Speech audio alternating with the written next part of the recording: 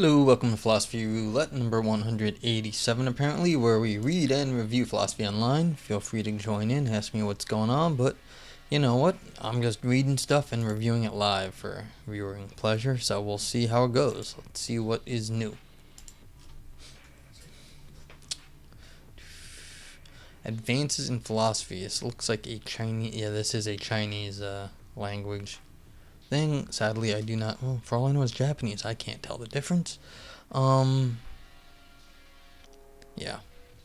Either way, I can't read it, so it doesn't make a big difference. I've read a bunch from AI in Society. Let's see if we have, no, we're not going to have page numbers on this page. Let's not do AI in Society. Semiotics. Journal of Semiotics. Arbor. Oh, okay, this is a... What's Spanish language? Yeah. Can't read that either. Let's see what semiotics has. I fear that it's a little too symbol oriented because I can't really read out symbols, and that just doesn't make for a good read here. Let's just see what the journal lengths are.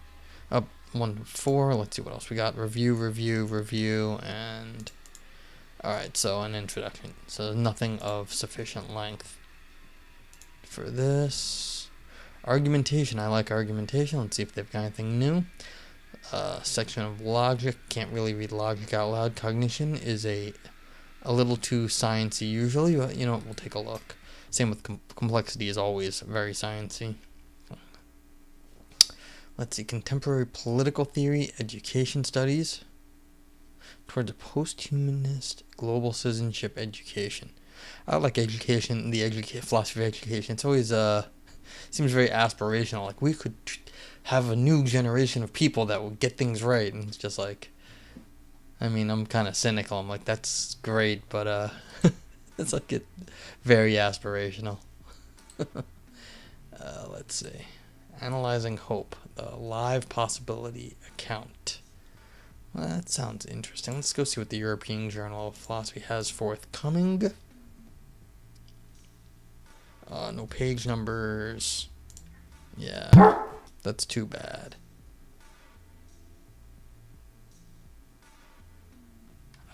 Yeah, I don't want to just try and guess my way through because I'll be getting like 30-page essays and then I'll be all sad when I can't read them.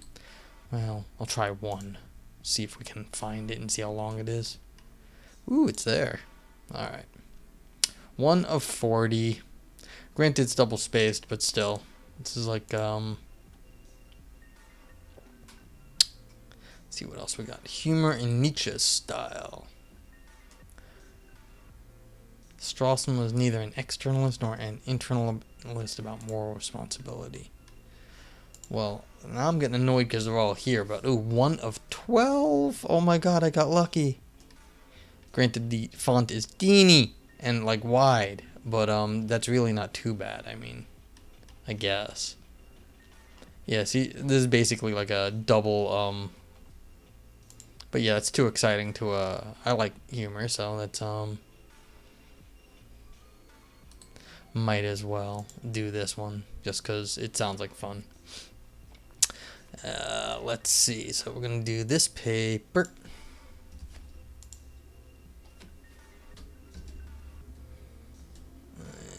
And here we go. If you are live, you can grab the link to this page where you can download the paper, or you can always type !paper in the chat, and that will load this up. The link will pop back up. Let me go save this file, not print it. I was like, what is that pop-up box?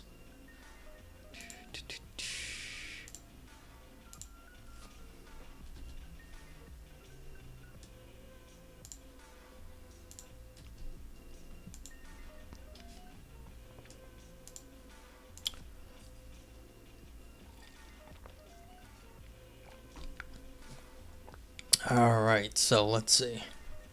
Received 15 May 2020, accepted July 2020, and published online in late August. That's a pretty good turnaround. So, I don't read abstracts. Okay, so as usual, if you're live, feel free to ask questions. This is my first time reading it too. I will try to answer it, or any questions about like writing of philosophy in the general. Yeah, I'll try to answer your questions. Just let me know. So here we go. Humour in Nietzsche's Style by Charles Boddicker, and I apologize for how I say everyone's name and all foreign words. Nietzsche is a unique feature in Western philosophy for the importance he places on laughter and humor. He is also unique for his effectively charged style, a style frequently designed to make the reader laugh. In this article, I am primarily concerned with the way in which Nietzsche uses humor, but I will inevitably discuss some of his more theoretical remarks on the topic, as these cannot be neatly separated. One topic I do not discuss in detail is the way Nietzsche uses laughter, especially what he calls higher laughter, as a symbol of the affirmation of life. This is in line with my focus on Nietzsche's humorous style. This article has three main parts. In part one, I look at the way various commentators appeal to Nietzsche's attempts at self-parody in order to give an account of the scope of his critique of morality. Such commentators argue that Nietzsche engages in self-parody in order to mitigate his own decadence or dogmatism by undermining his claim to philosophical authority. I argue that this account of the scope of Nietzsche's critique is too extreme, and that Nietzsche can accept the charge of decadence and the charge of dogmatism without forfeiting authority. Okay, so what do we got here? We've got an argument that he's not as the critique of Nietzsche is too extreme, that he doesn't mind a little bit of dogmatism, or he has defensive dogmatism, even in the face of his, like, you can still have authority and not be dogmatic, and his humor somehow mitigates that. Alright, so we'll see. In part two, I look at the way Nietzsche uses humor and laughter as a critical tool in his polemic against traditional morality. The idea that Nietzsche uses humor to combat morality is not new, but I hope to develop it in new ways. Doxastic states that are imbued with emotion, like moral and religious beliefs, are recalcitrant. We are reluctant to devise them in the face of counter-evidence, and when we do attempt to revise them, we often do so in irrational ways. Furthermore, it can be difficult to bring them under scrutiny at all. They're the kinds of beliefs that are often taken for granted as theoretical starting points. Nietzsche uses laughter in order to provide an emotional counterbalance to such beliefs. Laughter dispels reverence in a way that opens up topics previously held to be off-limits for critical scrutiny. I show further how Nietzsche uses humor to supercharge his ad hominem arguments. This is interesting. We're just going to out and out call the arguments ad hominem, which is often taken to be a fallacy, but it says, in some sense, humor is going to supercharge. I want to know about supercharge.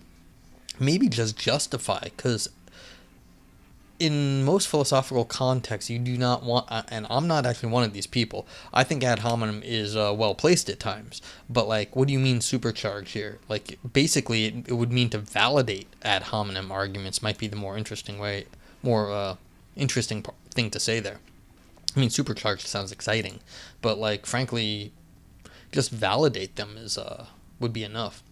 Nietzsche's ad hominem arguments tend to draw attention to some contingent psychological or socio-political fact about a philosopher in order to undermine their claims to universality or disinterestedness. If philosophers' bold metaphysical theses are expressions of fanciful wish fulfillment, or their claims to legislate values for all humanity mere pretense, then there would be something incongruous and a little amusing about them. A little amusing or little amusing? Like, it's just not very amusing at all. Nietzsche jumps on this incongruity and blows it up to massive proportions with wicked and silly humor. He could simply tell us that philosophers' claims to universality or disinterestedness are false, and he does do this. However, convinced of the urgency of his criticisms and of our reluctance to revise certain beliefs in the face of argument, he chooses to hammer the point home on an affective level. One aspect of laughter that distinguishes it from other effects is its strong social dimension. In part 3, I show how Nietzsche exploits the social dimension of humor and laughter for his philosophical purposes. Humor is social because it fosters in-group and out-groups. It fosters in-groups and out-groups. It also is an expression It is also an expression of shared values. Laughter together is pleasant and offers a feeling of community and intimacy. It indicates that those laughing are like one another in some respect. Nietzsche uses humor in order to draw like-minded thinkers out of the woodwork of what he calls slave morality. Nietzsche was increasingly occupied with finding and cultivating the right kinds of readers for his works. Given the way in which morality has entrenched itself in the modern psyche, he believes that very few people will be receptive to his criticisms of it. Nevertheless, he recognized that modern human beings are the inheritors of both master and slave morality, and that their moral feelings are often ambiguous and pull in different directions. By making the reader laugh at the values of slave morality, values they inevitably hold dear, Nietzsche can make them aware of the ambiguities in their feelings that might otherwise pass them by. If they can find these values risible in some respect, perhaps they are not as beholden to them as they thought. In this way, he uses humor in order to identify and foster intimacy with those more sympathetic to his views, to strengthen their beliefs and feelings further in his direction, and to challenge their complacent acceptance of traditional morality. Okie dokie. Alright, and viewers feel free to ask questions along the way if you wish. Self-parody and the scope problem. A number of commentators have picked up on Nietzsche's injunctions to laugh at oneself and his attempts at self-parody and used them to address what some commentators refer to as the scope problem. On the one hand, Nietzsche is obviously a critic of something called morality, and on the other, he champions alternative ideals.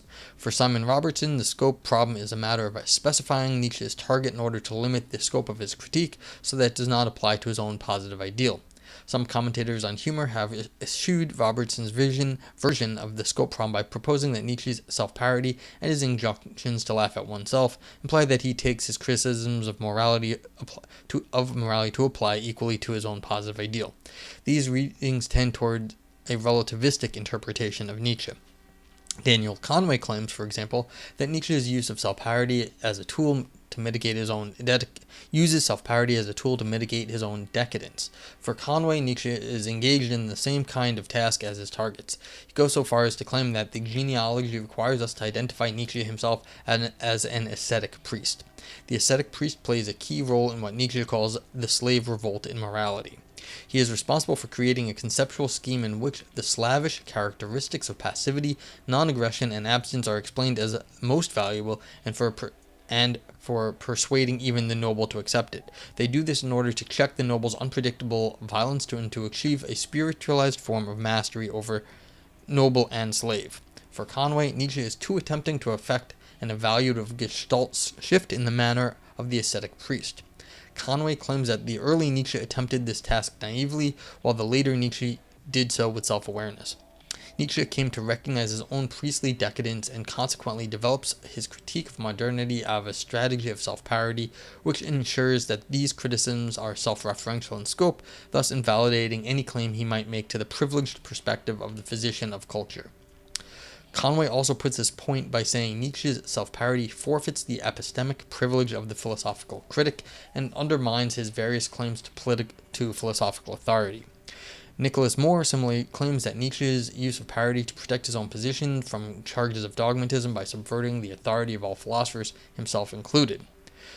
Sander Gilman takes this thought further to an explicitly paradoxical level by associating parody with what others have called the falsification thesis, namely the view that cognition is necessarily mired in falsification.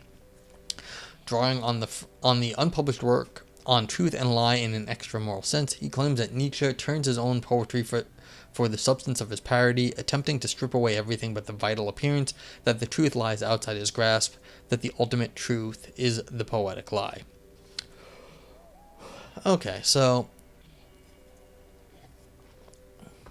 I guess the scope problem just comes down to, does Nietzsche's criticisms apply to himself? And if so, maybe it's okay. And if not, then he's giving himself some sort of privilege. And if that would also cause a problem for Nietzsche, because Nietzsche doesn't want to give himself that sort of a decadent position. So it would be some sort of moral problem. But then you get this sort of paradox that's getting claimed here, because then you're becoming yourself what you don't want to be. Okay. So if you don't want to be if in making a critique, you make yourself in what you don't want to be, how do you get out of that? And I guess that's the problem here. So this is all set up, and so we're going to see where this goes now. These accounts of the scope of Nietzsche's critique are too extreme. Conway recognizes that Nietzsche occasionally does assert his status as a privileged physician of culture, but this is an understatement. Nietzsche makes claims upholding the critical bite of his attack on morality far more and often than he parodies that attack. While Nietzsche certainly recognizes his own decadence and describes part of his own project as aesthetic, he does not mean to thereby forfeit all claims to philosophical authority. Conway's claim that the book 3 of the genealogy requires us to identify Nietzsche with the ascetic priest gets something right, but is not entirely correct. In this book, Nietzsche situates his own project within the context of the ascetic ideal because it is a project driven by, above all, by truthfulness. Nietzsche recognizes that the pursuit of truthfulness at any price is a core moral value, and that his own conditioning in traditional morality was a prerequisite for his ability to call those values into question. Alright, so we've got this like hardcore pursuit of truthfulness at any price is a core moral value. Okay, so that's a strong claim. Nietzsche sees his own voracious drive for truth as a product of his historical situatedness in late 19th century Europe and his upbringing in traditional morality. Accordingly, he presents himself as an instrument in morality's own self-cancellation. So he was for cancel culture. Nevertheless, the fact that Nietzsche's critique was driven by the moral value of truthfulness does not vitiate his own claims to truthfulness or philosophical authority. Rather, Nietzsche's relentless pursuit of the truth leads him to question the value of truthfulness, the core of the ascetic ideal. It forces him to ask whether truth is something we really ought to pursue at any price. Thus, Nietzsche locates himself within the scope of his critique of the unconditional value of truthfulness, but he does not take this to undermine the truthfulness of his critique or the authority of his positive ideal. Thus, Nietzsche can accept the charge of decadence without forfeiting authority. Okay, so he accepts the charge of decadence without forfeiting authority because, yes, he's in the culture, but he is actively trying to understand what the value is in that culture. So since you are actively sort of doing what might be called an immanent critique, you're within the culture, that you do have authority there because you are part of it and you understand it, and so you have that authority. Now, are you decadent? No, because you are going right at the heart of the matter, and so since you are attacking the heart of the matter, you are not decadent. So you can accept being decadent for being part of the culture, but you're not losing any authority because you do know what you're talking about, and you're what you're up to then is giving you the authority because what you're doing is actually, even though it's within the decadent culture, you are striking at its heart. And that would, I guess, be Nietzsche's defense. Robertson's approach to the scope problem is more promising. In order to address it, he follows Maud Marie Clark's appeal to Bernard Williams' distinction between a narrow conception of morality and a wider notion of ethical. Nietzsche attacks morality, which Robertson construes as a system of values and obligations, compliance with which is categorically and universally required. However, this leaves room for Nietzsche to champion a broader ethical ideal that not one everyone ought to pursue. Robertson's preferred conception is quasi-aesthetic perfectionism, on which Nietzsche makes a constructive claim about what a higher type is and how such an individual ought to be. Crucially, these are not categorical. What a higher type ought to do is determined by their motives. On this reading, Nietzsche criticizes the categoricity and universality of morality, and he puts forward a different non-categorical ideal that is immune to those criticisms. If this is the case, then Nietzsche... Hey, DeMarshall, what's up? If this is the case, then Nietzsche need not give up all authority as philosopher or cultural critic in order to mitigate the charge of dogmatism. If Nietzsche does not claim to legislate universally, then in an important sense he is not a dogmatist. Okay, so what's this defense here?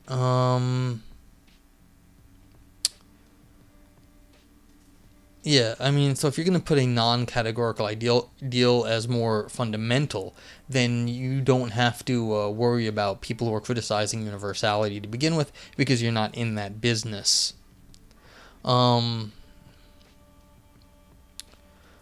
Yeah, so these oughts are non-categorical. I mean, I guess since Nietzsche is only talking about a certain sort of person, like I guess his aesthetic ideal or some sort of like super person, then that's what you're gonna get here. Okay, so he's not dogmatic because he's only talking about one sort of person. Okie dokie. Laughter and slave morality. The evidence that Nietzsche mocks or parodies his own mature positive ideal is thin.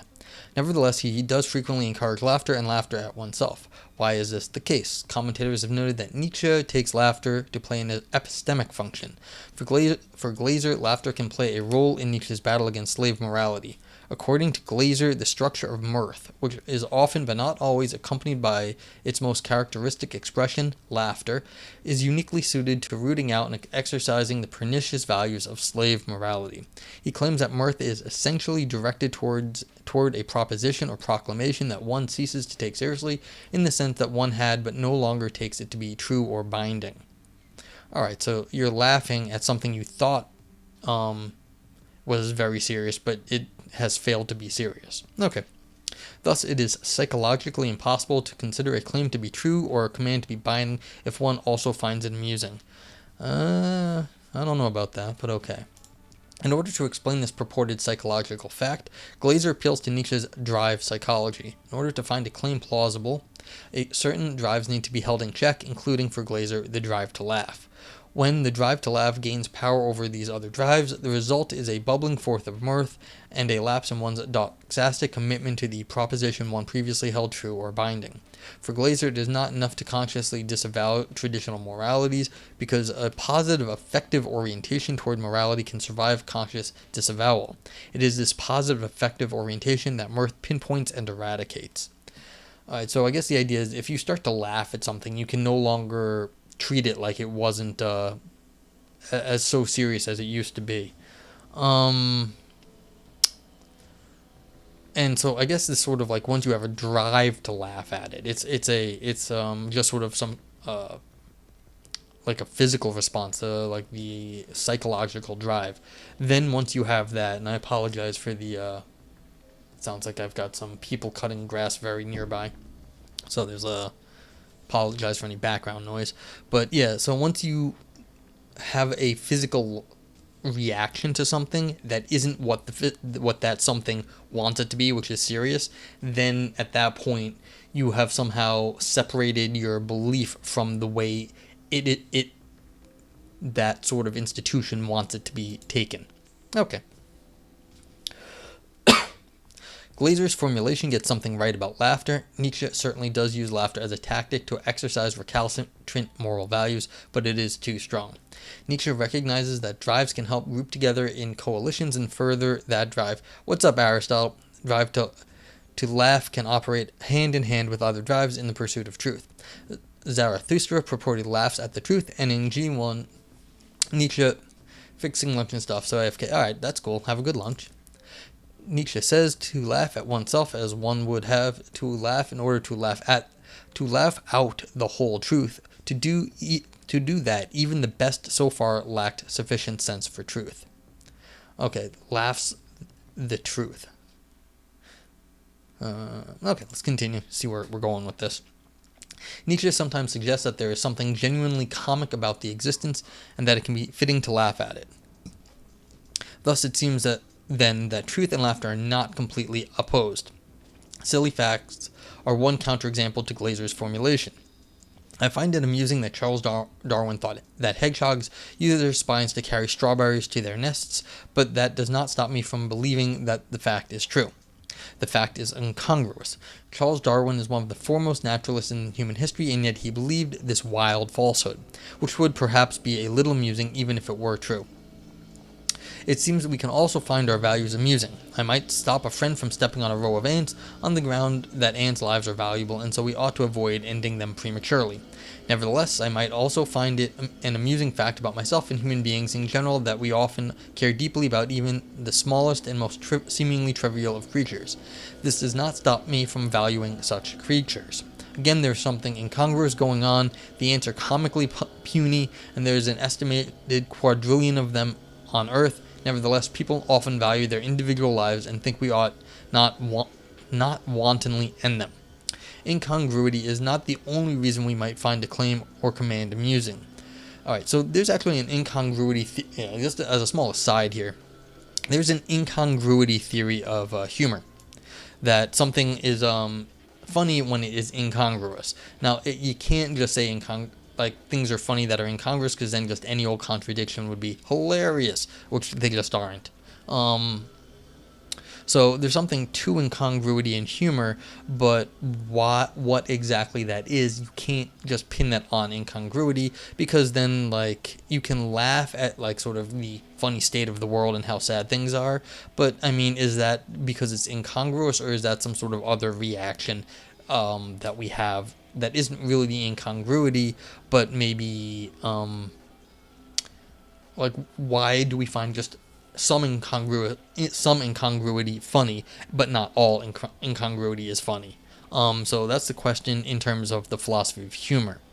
So incongruity is not the only reason we might find a claim or command amusing, but a lot of times incongruity is part of it. And this is what happens if you tell someone a pun. They were thinking you went to the bank to deposit some money, but you really went to the bank to go swimming or something like that, and you can get lots of jokes. So what was it?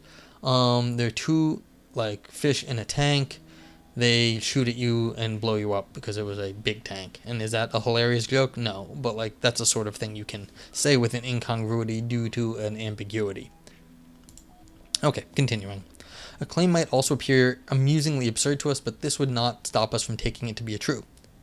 A proposition or command can amuse us for various reasons. Glaser claims that mirth is directed toward a proposition that one ceases to take seriously, in the sense that one had but no longer takes it to be true. Although he clearly spells out what he means by taking a proposition seriously, the intuitive force of his point rests on an equivocation. Of course, we cannot simultaneously find a claim amusing and also take it seriously, if to take a claim seriously means to not find it amusing. However, it is much less obvious that we cannot find a claim amusing and think it is true. On the contrary, silly, incongruous, and absurd facts abound. Even if Glaser is wrong about the structure of mirth, he is certainly right that we often do laugh at claims that we think are false or commands we think are not binding, and that Nietzsche exploits this fact for philosophical and rhetorical purposes. So this right here is basically admitting, look, there is something to incongruity about humor, but that's not the whole story. Humor is not unique in serving this purpose. Nietzsche engages in a variety of effects in order to divest readers of their slavish values. In addition to cultivating positive effects towards his preferred ideals, he tries to evoke negative ones towards his targets. One prominent effect is disgust or nausea. Nietzsche is constantly trying to shift his readers' affective stance towards their values and rebalance the scales of their evaluations. In Book 1 of the Genealogy, Nietzsche gives a dramatic form to the creation of slave morality out of resentment. He invents a character, Vorwitz und Vagahals, I apologize for my German, or Miss Wanton, Curiosity, and Daredevil, who sends it into the shadowy and stuffy workshop where workers infested with resentment fabricate ideals. What disgusts Nietzsche most is the deceit involved in the fabrication of slave morality. The workshop stinks of sheer lies. Frustrated by the lack of actual power over their noble oppressors, the slaves recast their powerlessness as a virtue and posit a fantasy revenge enacted by the establishment of the kingdom of God. In short, the slaves are motivated by the same desire for power as their oppressors. Mr. Wanton Curiosity and Daredevil reacts to the spectacle of the worship with revulsion. As Janaway notes, Nietzsche uses the drama to enact disgust on the reader's behalf. Enough, I can't stand it anymore. Bad air. Janaway also highlights the way in which Nietzsche transfers the disquiet that he cultivated earlier against the thoughtlessly violent nobles to the slaves. If the nobles' untrammeled pursuit of power revolts us, should we not be revolted perhaps even more by the slaves' covert grasping of it? At root, both value systems share the same basis, a tendency towards power. In this way, Nietzsche subtly manipulates his readers' affects in order to bring about a desired effect, namely a loosening of the ties that bind them to slave morality. As Alfano notes, Nietzsche takes certain doxastic states to have a kind of staying power or recalcitrance. Particularly problematic are beliefs that are imbued with emotion or thick beliefs like those of religion and morality. They have staying power because we are loath to revise them in the face of counter-evidence. When we do revise them, we often do so in irrational ways. Furthermore, it can be difficult to bring them under one's critical radar at all. They are the kind of beliefs that are generally not up for serious discussion. When Nietzsche encourages laughter at thick beliefs or systems of belief, he hopes to send a shockwave through our default effective responses and open up a space in which we can scrutinize such beliefs.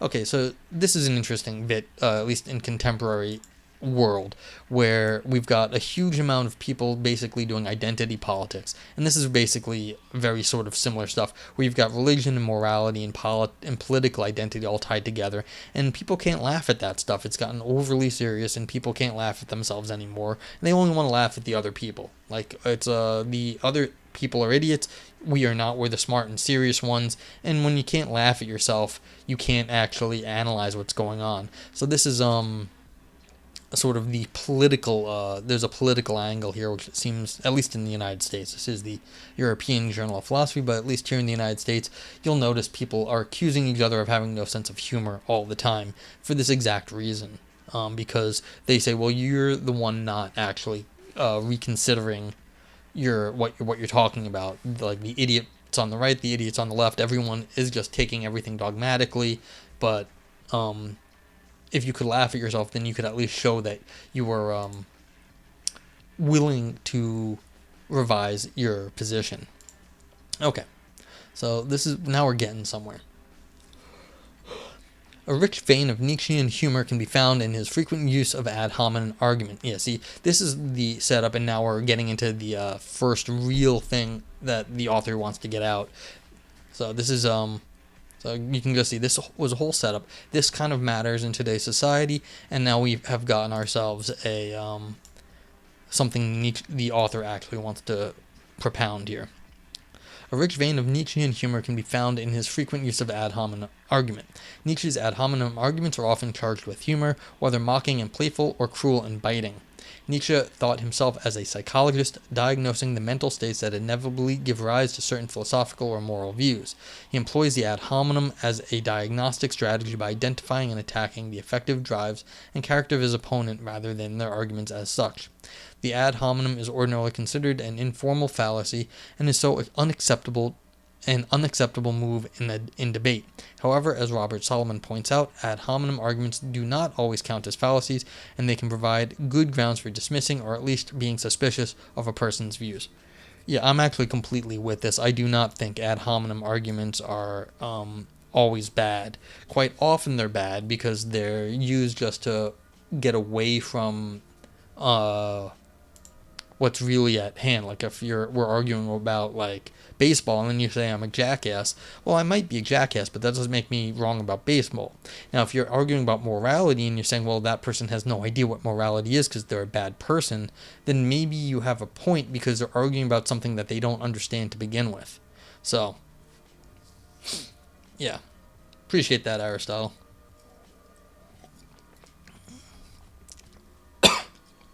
So, okie dokie. But continuing. So, this is why I think it's important, because the way Nietzsche is actually going to do this is going to be used, I think, as an example of how that an ad hominem can be used well. Alright, the main problem with ad hominem arguments is that they can lead one to dismiss a good argument on the basis of its promulgator's flaws. However, this need not be the case. For example, when a lawyer attacks a witness on the basis of their moral failings, they do so ad hominem, but these failings can provide good grounds for dismissing the witness testimony. Alright, that's an interesting case. I don't know. I mean, if you're bad about stuff in one area, that doesn't always mean you're lying in another area, but maybe it will show a pattern that you're a liar. But that's interesting that witness testimony is why this is happening.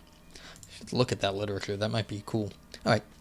The same can be true in certain circumstances for philosophical views. According to Solomon, ad hominem arguments can expand rather than limit the field of argument by focusing not just on the soundness of premises and validity of arguments, but also on the motivations, intentions, and circumstances that give rise to views under scrutiny. Nietzsche does both of these things, often attacking arguments and their promulgator's character in a single breath.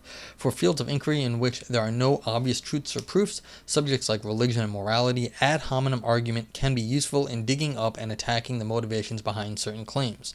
Humor is well suited to ad hominem argument and can ramp up its effect. For example, Nietzsche often uses hominem to target philosophers' ambitions to transcend their individual psychologies and socio-economic political circumstances, an effort that Nietzsche sees as woefully misguided and risible in itself.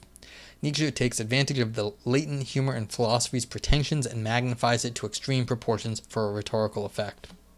Yeah, so here's exactly where I thought we were going. We've got the socio-economic and political circumstances. So this is often why people are doing things. It's because they have a monetary or social standing in forcing a view on you, or a political circumstance, and that's why they're doing certain things. And so you attack them, and then you're attacking them by laughing at them, because it just shows that they're really tools of their socioeconomic or political status, not an actual good argument. Okay, he directs one humorous ad hominem at Schopenhauer. I'm sure Schopenhauer appreciated that. In BG 186, Nietzsche quotes what Schopenhauer calls the proper foundation of ethics, namely his claim, harm no one, rather help everyone to the extent that you can. Nietzsche responds to this with vitriol and playfulness in equal measure. Anyone who has ever truly felt how inanely false and sentimental this claim is in a world whose essence is will to power, they might recall that Schopenhauer, pessimism notwithstanding, actually played the flute every day after dinner. You can read it in his biography. And just out of curiosity, a pessimist who negates both God and world but stops before morality, who affirms morality and plays his flute, affirms laid Naaman morality. Excuse me, is this really a pessimist? Nietzsche does not take the time to refute Schopenhauer's claim about the foundation of ethics. Instead, he cruelly dismisses it as inanely false and sentimental. Furthermore, instead of presenting counter-arguments to Schopenhauer's pessimism by probing his claim that the thing in itself is will, or his claim that suffering is intrinsically bad, he questions the sincerity of Schopenhauer's beliefs. Nietzsche paints a comic portrait of the stern philosopher who purportedly found so little value in this world, relaxing after dinner by practicing the flute, presumably beloved poodle at his side. Nietzsche heightens the pitch of his mockery by adding that Schopenhauer actually played the flute. In fact, he did so every day, and he had the bad sense not to hide this pastime from biographers. Could Schopenhauer really believe that the world was bereft of value if he played the flute and affirmed morality? Indeed, he seems to have found plenty to value. And while Schopenhauer would retort that music and morality have value only in virtue of their capacity to negate the will to life, Nietzsche would respond by pointing out that this seems frankly insincere in light of his behavior. By pointing and laughing at Schopenhauer's personality and interests, he inclines those tempted by Schopenhauer's pessimism to take a distrustful step back from his extreme claims.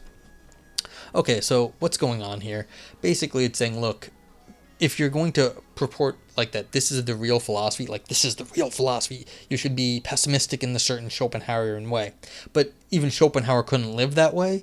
Well, then you're saying, look, if that's like good philosophy, then how are you? But even the person like propounding it can't live it. Then there's a disconnect on if the purest form of it doesn't work for the person who's propounding the purest form of it, then why should anyone else think that it was actually a reasonable thing to believe? Because the person who wants to be that way can't do it themselves. So it just sort of, yeah, I guess you could say it begs incredulity, which is why the humor sort of is an effective tool against it. Okay, continuing. In T.I., Skirmishes 29, Nietzsche mocks Kant's doctrine of transcendental idealism in a miniature dialogue presented as excerpts from a doctoral exam. What is the task of all higher schooling? To turn men into machines. What method is used? They have to learn to be bored. How is this done? Through concept of duty. Who is the model for this? The philologist. I mean, of course, Nietzsche was a philologist. He teaches you how to grind away at your work. Who is the perfect human? The civil servant. What philosophy gives the highest formula of for the civil servant? Kant, the civil servant as thing in itself, set to judge over the civil servant as phenomenon. Okay. Here Nietzsche sweeps Kant's rigorous argumentation aside with a few jokes. Kant is a boring civil servant's philosopher. Nietzsche means to draw attention to Kant's motives and circumstances. The forces that gave rise to Kant's thought were at work elsewhere in German society. Nietzsche casts Kant's philosophy in the light of a new capitalistic valorization of work as an end in itself and the mechanism of human beings in an industrial society. These forces brought about the 18th and 19th century man as civil servant, as well as the civil servant's philosopher Kant, who glorified dutiful, boring, work-grinding behavior by casting it in, as Nietzsche elsewhere mocks, majestic moral structures. Nietzsche playfully considers the possibility that Kant's philosophy is not a sublimely independent work of his intellect, but rather something that developed in order to justify the mechanistic, boring, and grinding daily life of the German civil servant. Nietzsche's joking urges us to examine the social structure and material circumstances under which Kant developed his ideas, something that philosophers would not ordinarily be inclined to do. Alright, so a little history might help here, actually. Kant was basically what we would consider in the United States as an assistant professor, non-tenured professor. So he was like an adjunct most of his entire life. He wrote most of his famous works when he was already older. He was an adjunct, having to get kids into his class. If he couldn't get kids to join his class, just as it is now, he was in danger of losing his job. And so he was grinding for most of his life. So the idea of Kant as a civil servant is not, that's dead on, basically. He was a grinding academic for most of his life. And so Kant really was a grinder. And that's what he did. He ground academia back in the day. And so the idea that his philosophy is reflective of that, and Nietzsche of course would know this, I would think, as being German, not probably understood all of that.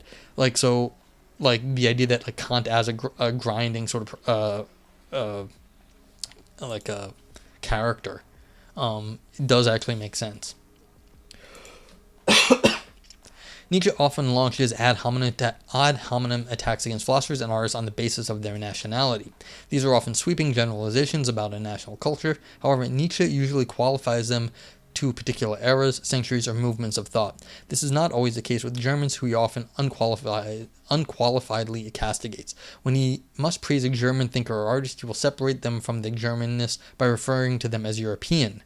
The Germans and the English are Nietzsche's favorite ad hominem targets, but the French get a few nudges as well. I guess this might just be familiarity with Germans and the English and French. I agree. From what I have read of Nietzsche, when he talks of cultures in the general form, it's more of a historical thing.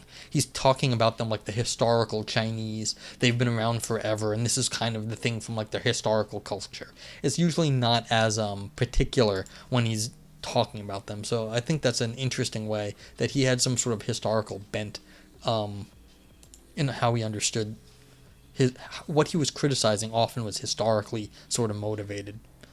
Or maybe that was just his defense. It's I'm not criticizing the Chinese, I'm criticizing the history of China.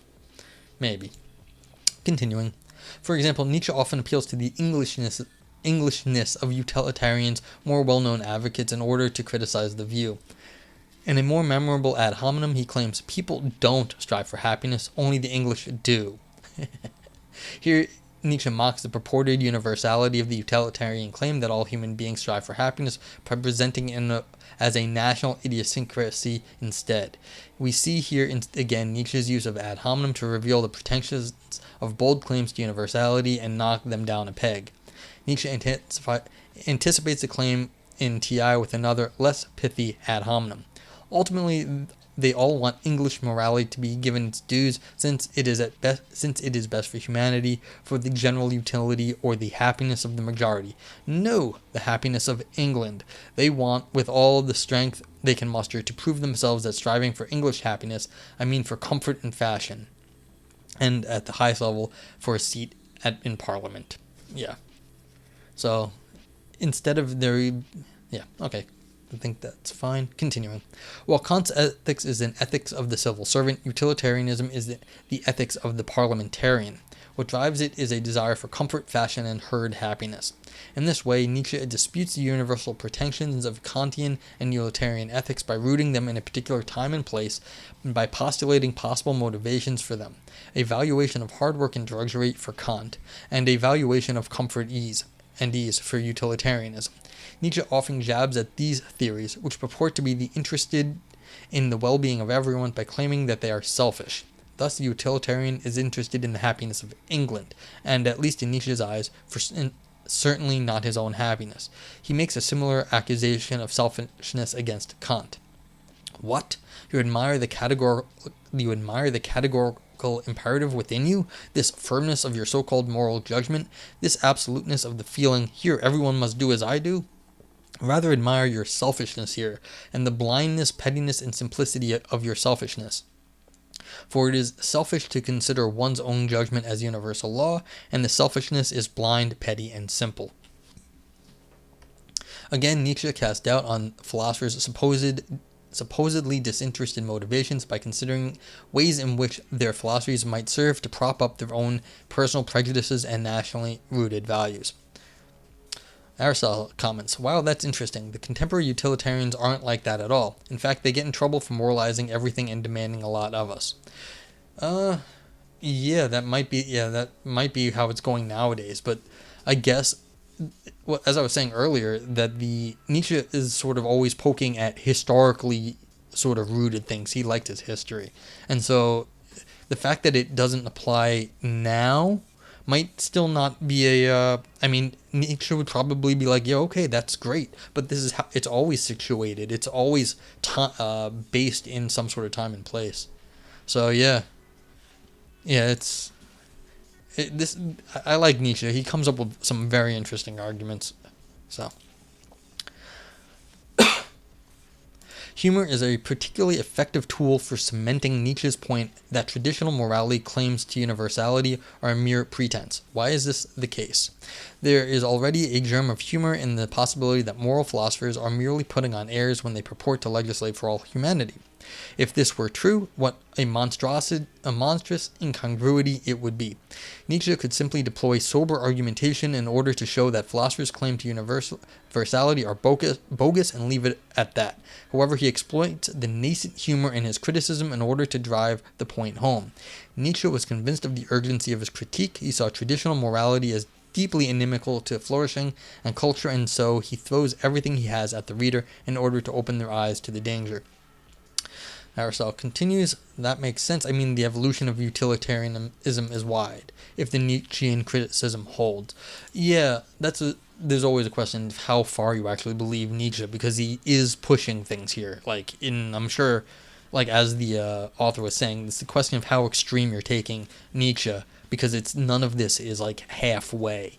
I mean, accusing Kant of just doing a boring civil servant philosophy is a rather strong claim. Even in that's a very strong claim to just criticize Kant for being a boring civil servant and just being really good at it. I'm kind of, personally, I'm anti-Kantian, so I'm very sympathetic to what Nietzsche was saying, but it's a bit excessive. But it is a very good question if this actually holds. I kind of like this point. Maybe we should humiliate our enemies because refutation won't do. Well, this is exactly the problem, Aristotle. This is what we've got now in terms of our laughing at owning the liberals or owning conservatives in the U.S. We just try and laugh at each other. Oh, you hate Kant's moral philosophy? I thought, that's right. I thought you were more Kantian anyway. But I heard you say once that you at least find fodder in Kant. Maybe I guess I got your motivation for reading him wrong. My apologies. Okay, yeah. It is funny to Marshall. I think that's part of the point here. Nietzsche's ad hominem arguments are not bald character assassinations. They have a point and they can direct us towards the truth.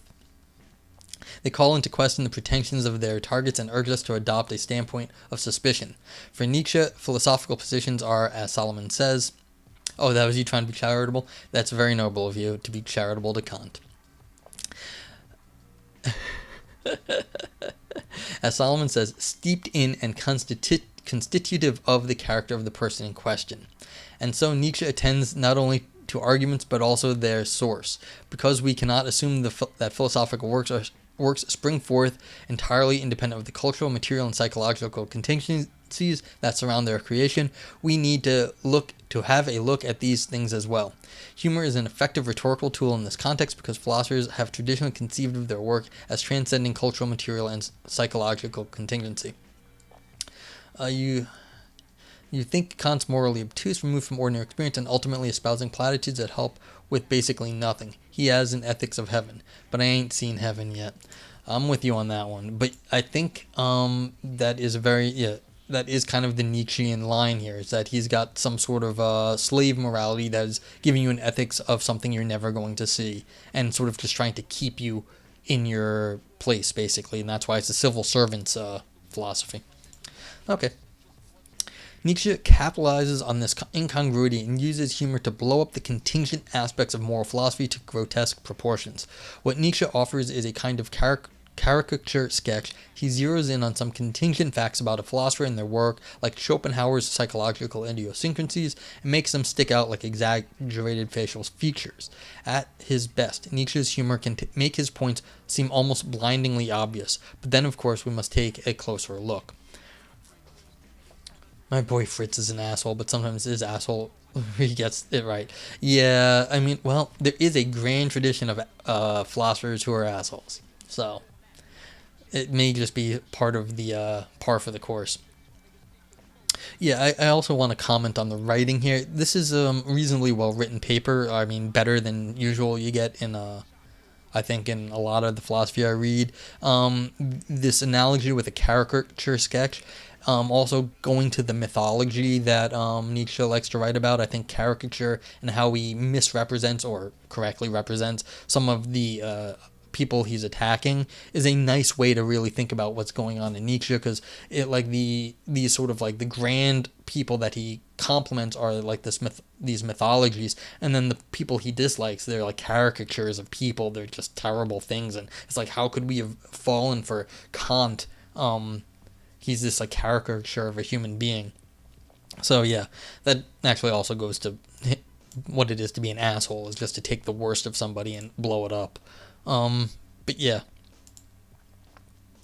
So yeah, they're not, but it's not bald character assassinations, as the author here clearly wants to get across, because that's the first line.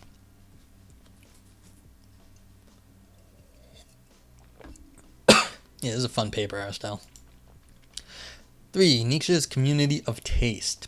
One difference between affects like humor or mirth and others affects that Nietzsche deploys against morality, like disgust, is that humor has a strong social dimension. Disgust does have a social dimension. Things are certainly found disgusting in some cultures that are not found disgusting in others. In ancient cultures especially, we find that the practices and customs of rival groups were deemed disgusting or unclean in order to delineate the bounds of one's own culture and to solidify group identity. Nevertheless, humor's positive affect valence binds people together in ways that disgust does not quite do as effectively.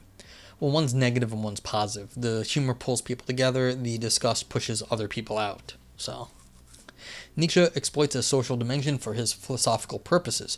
Contemporary philosophers and psychologists working on humor generally recognize that it is a social phenomenon.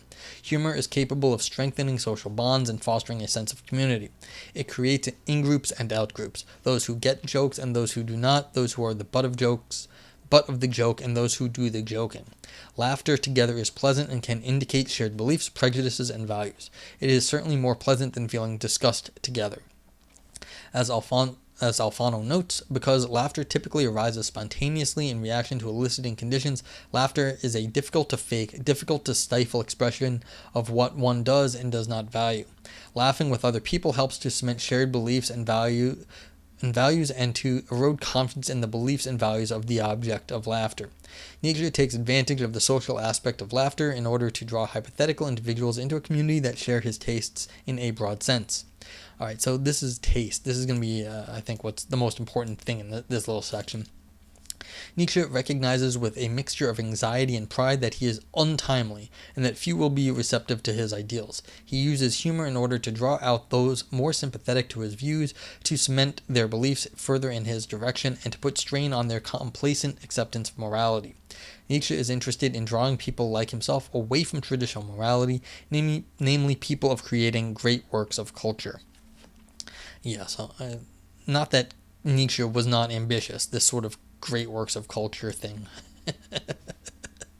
I kind of wonder what that counts for him. But yeah, the question of taste is important because generally we think taste is like if you like some food and someone else doesn't like some food, you have different it's a matter of taste, but no one is wrong. No one is ever wrong in their what tastes good to them. And so that's very important in some sense. We think that like you can have unjustified beliefs, like that tastes good to you and you don't need a justification for that. And so in some sense, if you can get people to feel like this is just a matter of taste, then they can just take that prima facie just just on its own, and you don't need to justify it anymore. But see, this is a very dangerous thing also. If you can just say, well, those people are not human, like those are heathens, then you don't have to justify that anymore. So this is a very dangerous sort of way to do things also. Like they don't count, and so their feelings don't count. But once you get people at that level, then it's a very interesting thing. It's dangerous and powerful.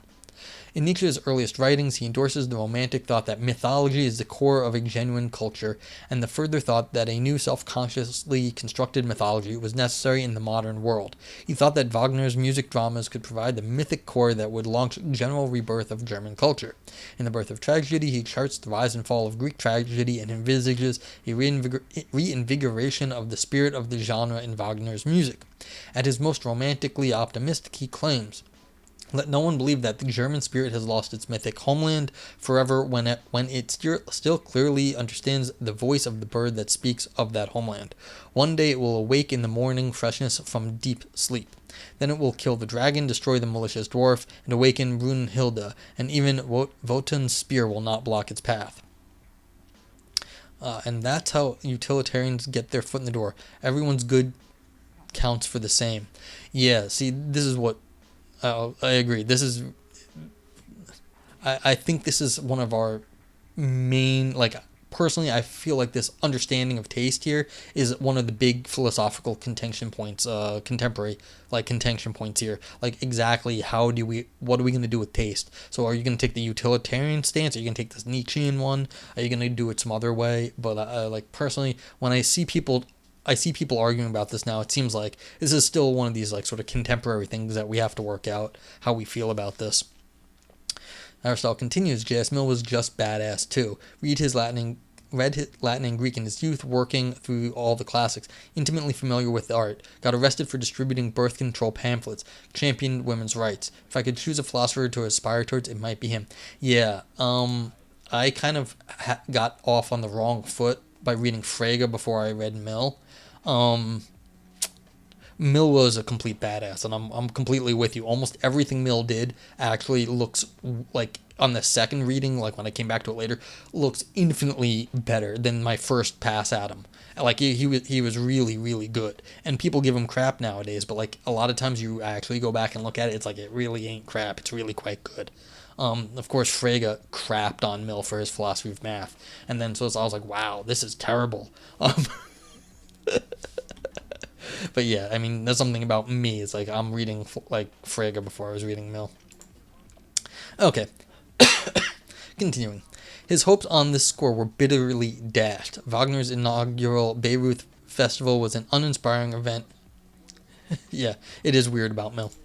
Bayreuth Festival was an uninspiring event attended by bourgeois spectators more interested in socializing than in the music itself. In his later work, he set his modest sights on a more modest aim. Not for an look what I'm doing right now. Of course I'm a philosophy nerd. It's yes, of course. Not for an elevated and general German culture, but a higher, non-national culture open to an elite few. Through his writings, Nietzsche aimed to wake up and encourage those who were capable to strive for freedom, affirmation, and greatness. He believed that if he could find suitable readers with ears to hear, then his writing could inspire them to struggle against the traditional morality and create great works of culture. Parodying Christ's self-description as a fisherman of men, Zarathustra claims, "My very happiness I cast far and wide, between sunrise, noon, and sunset, to see if many human fishes learn to jiggle and wiggle on my happiness, until biting on my sharp hidden hooks, they have to emerge into my height, the motliest gudgeons to the most spiteful of all fishers of human fish." That's a sentence.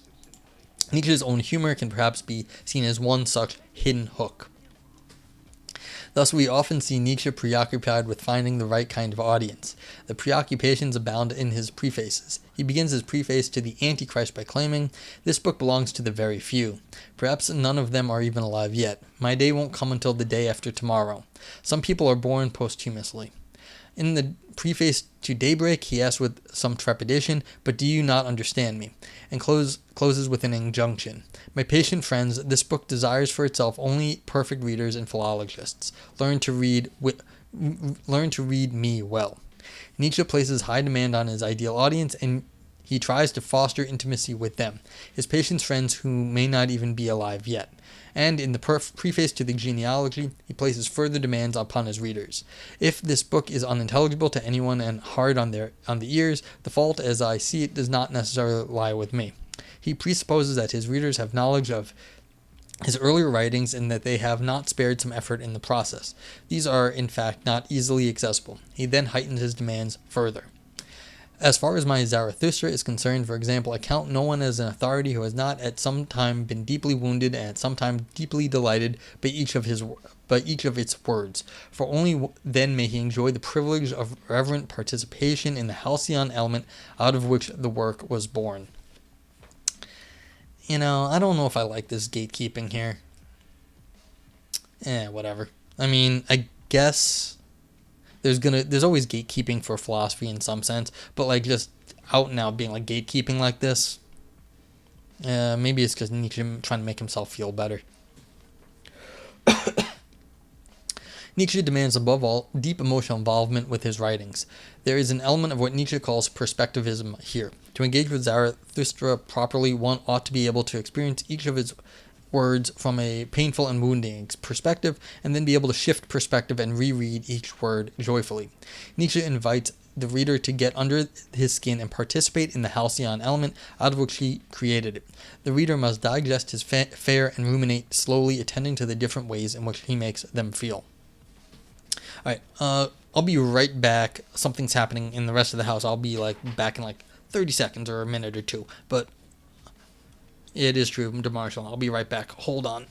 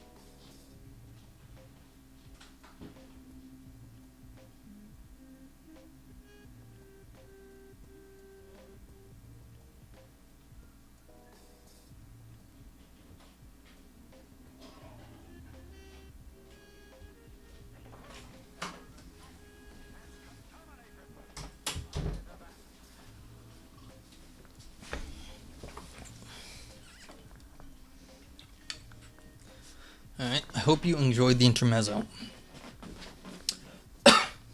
Where was I? Okay. One way in which he attempts to coax out of his ideal reader is by fostering intimacy with them through his sense of humor. Ted Cohen remarks in his books on joking that joking has the capacity to Oh, no, everything was fine. I actually had thought I had to do something a little later. I was trying to figure out what the schedule was, but it turns out it's next week. So, yeah. My scheduling problems, not anything bad. Joking to cultivate the intimacy of a shared sense of community. This seems to be one of the things that Nietzsche tries to achieve with his jokes. Cohen claims that this kind of community has two constituents. The first is a shared set of beliefs, dispositions, prejudices, or points of the view of in the world, and the second is a shared feeling or response to something. Cohen claims that both of these things can be fostered without jokes, but that jokes can use the second constituent to amplify the first. He notes that we are disappointed when others do not get our jokes, and that when they do, it satisfies a deep human longing, namely to know that we are enough like one another to sense one another and to live together. A joke does not compel its conclusion in the way that an argument does. Okay.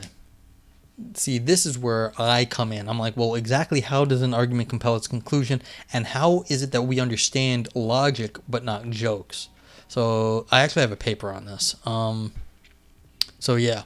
So there's some real weird philosophy of language that you can do in this exact area. And that's I have something on that. But it's a question, why do we understand when we are talking regularly and not jokes? And do we understand each other when talking regularly? Not always. And you don't have to be joking to be misunderstood. It's really an easy thing to be misunderstood. And so we like it when someone gets our jokes, but we also like it when someone understands what we're saying. You might actually consider, when you get a shared joke and you look at each other. You don't actually have to laugh. You just have to get like a shared understanding of something, and we really like that sort of to know that that we both understand something special in that moment. So like if you have like an inside understanding with a friend. So okay. When one person finds a joke amusing and tells it to another, and the recipient does not find it funny, it is not necessarily because they do not understand the joke, rather it is because some part of them is unlike the teller. Some aspect of the teller allows them to be amused by the joke, and this aspect is lacking in the recipient. When a joke succeeds and both parties laugh together, there's a shared sense of community.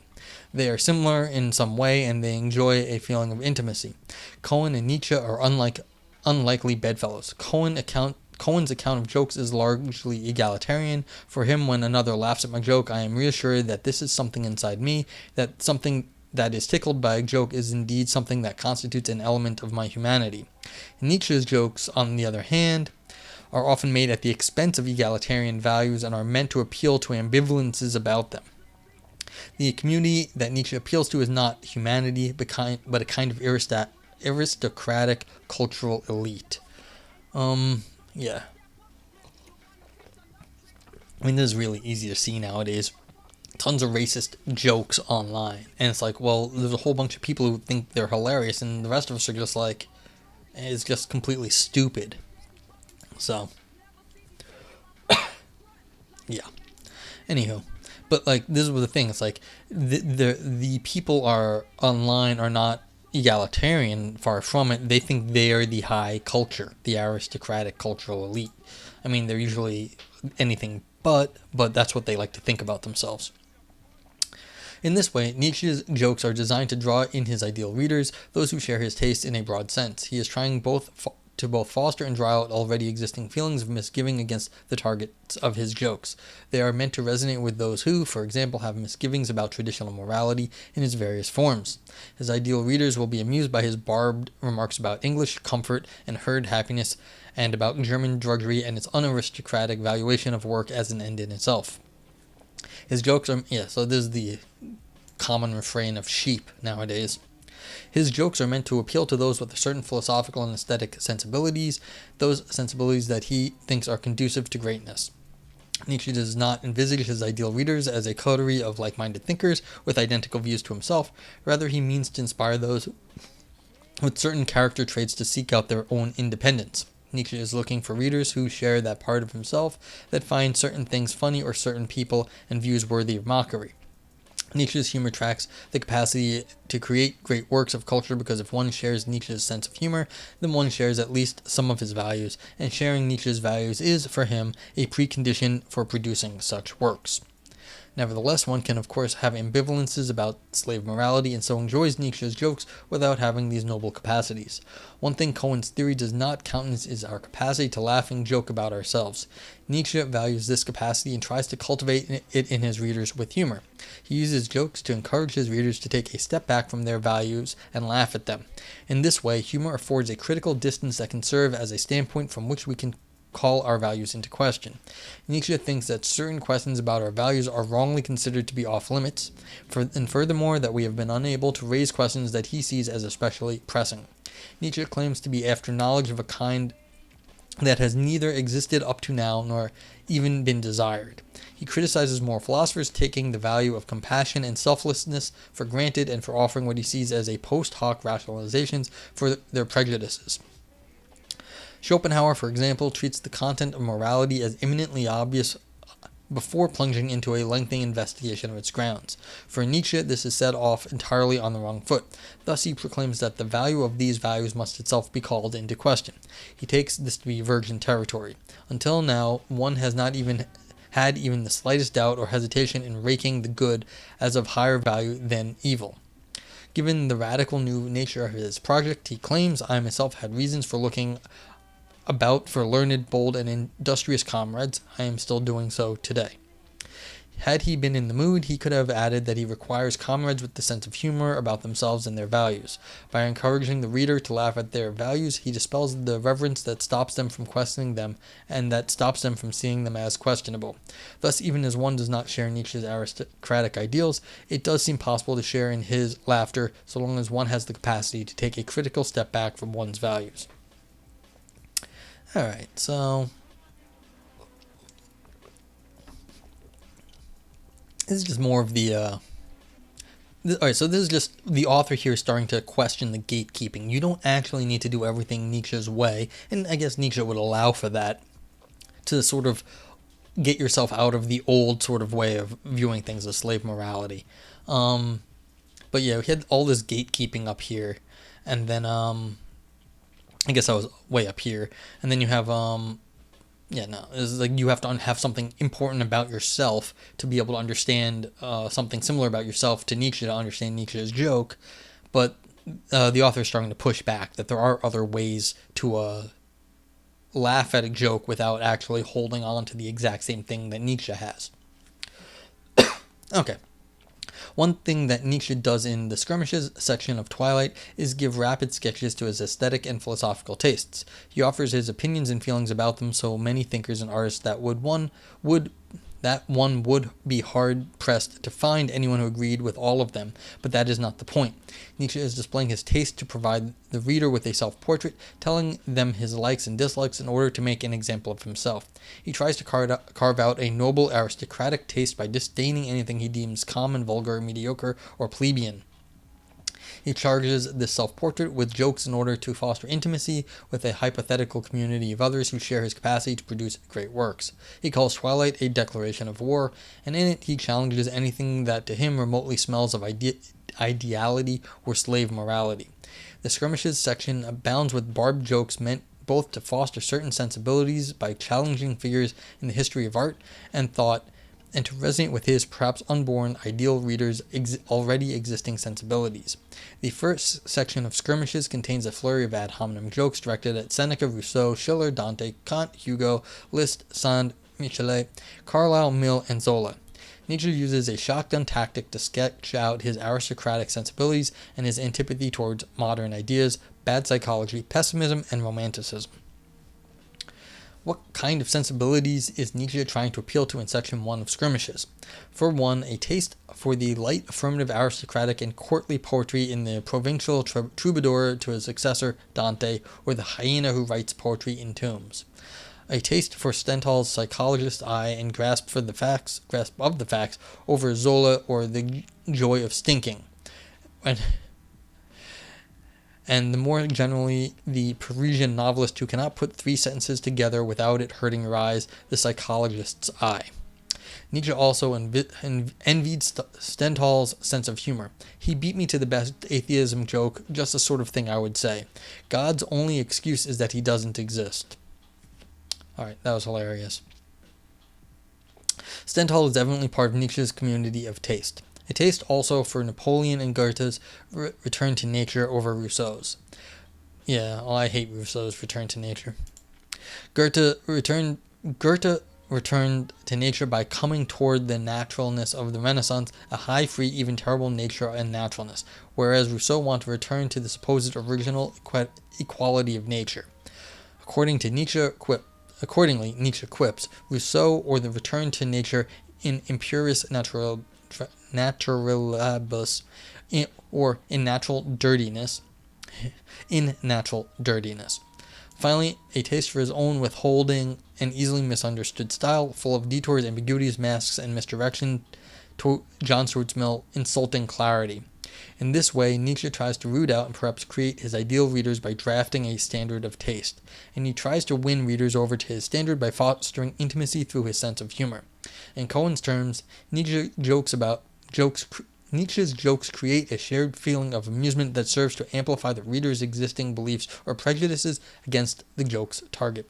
It also seems true that a well-placed joke can kindle a belief where none existed before, or amplify an unconscious prejudice into a firmly held and conscious distaste. Alright, so now we're just doing some groundwork here. Yeah, let's continue, because this is all just groundwork for what Nietzsche is trying to lay out for the future.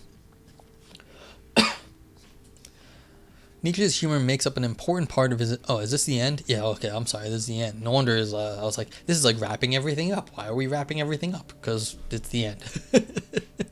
Nietzsche's humor makes up an important part of his attempt to engage his readers' affects. I have considered a number of different, often interrelated uses to which he puts it. First, he uses it to dislodge thick beliefs that agents would be reluctant to give up in the face of sober argument alone. Second, Nietzsche thinks that we have inherited an unconscious reverence towards traditional morality and traditional institutions that hinder us from seeing them as objects of possible criticism. His humor provides a counterbalance to this reverence and affords an emotional distance from which we can scrutinize things previously held to be off limits. Third, Nietzsche uses humor to cement his points on an affective level. Nietzsche saw his critique as urgent, and so he pulls no punches in attempting to convince his readers of its urgency. He often uses humorous ad hominem arguments in order to do this. Fourth, Nietzsche exploits humor's social dimension in order to foster intimacy with his readers. He uses humor to seek out people who share his values, and consequently people who have the capacity for greatness, to draw them closer to his side and to put more distance between them and slave morality. The way in which Nietzsche affects us is often challenging and confrontational, and the same can be said for his jokes. He tests our integrity by calling for us to reckon with our deepest feelings in our attempt to inquire into ourselves and our values. Since most of his readers are inheritors of slave morality, his sallies against it can be provocative and unsettling. By making the reader look at the ways in which they are attracted and repelled by certain values, he fosters the capacity to postpone judgment and to look at the matter under inquiry from multiple sides. Nietzsche prescribes a relentless self-scrutiny of one's feelings, and the critical distance afforded by laughter and humor can enable the reader to engage in that self-scrutiny. Okie dokie. So, what has happened? I just want to comment on this last bit here. This sort of groundwork that Nietzsche was laying, it's like, well, this is all the work that had to go into trying to get his ideal readers, in some sense. It's like, well, he's declaring it, and that's kind of what the author did. It's like that Nietzsche was building up to finding that Nietzsche wanted to find his people, like his people capable of doing a great work. And this is sort of his strategy, was to use humor to sort of like carve out the sort of person and the sort of ideas that he wanted to do. Have I ever done a top 10 or something, like your top contemporary papers? I've thought about this. To tell you the truth, for me, Well, like, I find philosophy to be very flat, actually. I don't really have a whole lot of preferences. There's some ideas I like, but, like, the idea that I'm going to have, like, some top papers, I find everything. There's definitely bad papers. I think everyone knows what a bad paper is. You've all read bad papers. But as far as, like, things that are very good, I find, I stand a little bit, I mean, the answer is I could do a top 10 and of what I think people would, according to like what people would expect. I could do like a top 10 of like the best papers I think that would be the most readable, best argued, stuff like that. Do I actually care one way or the other? A lot of times, no. I have certain, yeah, like I have certain things I like, but that doesn't mean other people are gonna like them or they're even good. So, this is one of the better papers just because I find it entertaining. Um, as I commented earlier, this is better written, so it's already going to be one of the top papers because it's already better written. I was just going to comment on that too, because the arguments here and was in this last like concluding paragraph, this first, second, third, fourth. It a lot of times contemporary papers have like an outline paragraph in the first to tell you what's going to happen. I find that very sort of tedious. This paper sort of moved itself along in its own way and then had a recap at the end. And so this was well written and sort of it was very well organized in sort of its development. So I like how this one was written. It started off with sort of the argumentation and then built into this like right here, like all this stuff. Well, which way am I pointing? Got to point this way. Like this stuff here. Looks like this guy is young too. I wonder if we could convince him to have a beer or coffee on stream with us. That would be fun. We should get a bunch of people because I don't. DeMarshall, I don't know if you've seen Aristotle, but Aristotle's a good streamer. Oh, you know what I did, Aristotle? I saw all the people had the like shout out function, and so I was like, I should do that too. So yeah, so DeMarshall, if you want to check out more philosophical content, and everyone else out there, of course, please go check out Aristotle. Yeah, pro stream exactly. But yeah, so yeah, I have considered to DeMarshall's question, what sort of meta sort of things should I do now that I've read so many papers on air, and I've actually been thinking about that too. You can click on the link there. And I mean, Aristotle, I take it you're not streaming right now, but Aristotle goes lives quite often, and so you should check out his stuff. He plays games and talks philosophy basically, and also read some papers and other articles, and it's a lot of fun stuff. Yeah, well, it'd be very impressive if you were streaming and also like on my stream. So, but you could have been doing that. That would have been cool. Okay, so what else to say about this paper? Yeah, so in some sense, I really like the organization here. Now, personally, this sort of question right here is important to me. Why does a joke not compel its conclusion in the way an argument does? Well, what's the difference there? Do we actually know the way an argument compels its a conclusion, and what is the difference between that? What and how does a joke work? Yeah, interest in top ethics, morality, moral psychology. This paper would be great for an undergrad class. Yeah, that is also part of it. In some sense, some of the papers I've read are much better, or there are some papers that are much more clear in their like structure and their argumentation, and that has nothing to do with their quality. Like there's high quality papers that are just poorly written, but that doesn't mean there isn't brilliant stuff in them. Then there's some papers that are of course really well written, but they just don't say a whole lot. And then lastly, there are the best papers that are really well written and say something, and that might be useful. Yeah, some authors make you work. That's entirely true. One of my favorite papers, I'll tell you, just because I like to eat meat, was called The Diner's Defense, off the top of my head, because I was thinking about doing a list of good things, and so that was like, that would be on the list, because it's a lot of fun as a defense of the eating meat. And I'm not an ethicist, I don't know enough in the area, so it's like I can't actually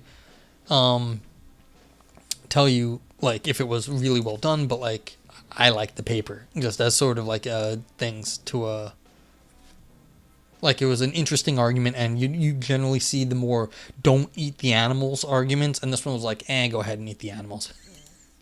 That's completely unfair to the author and the other people too, but like, yeah. So, all right, what anything else here to want to talk about in this paper? Let me just get back to this. Oh yeah, what was I saying right here? This is I find a very interesting question anyway. Why is anything compelled, logic or laughing? And what is this thing? What is the social aspect there? And so, I mean, I find this to be a very interesting question just on its own. So the fact that this has like an important question just buried in this paragraph, and it's just like assumed that a joke does not compel its conclusion the way that an argument does. This is something I take issue with, because I think that I don't accept that. But you see, yeah, I'll send you the link, Aristotle. I'll go find it. I mean, you could also probably search my YouTube channel, but it's actually getting kind of hard to do that. So many papers. Okay, what else is going on? Let's see what else is going on. Yeah, of course, we don't really... This is a whole lot of gatekeeping on Nietzsche's part. You have to look on the YouTube, Aris, DeMarshall. Oh, Aris? Yeah, I don't know if Aristotle saves his videos on demand. Cool. Yeah, I don't think Aristotle actually saves his videos, but you should confirm that for DeMarshall.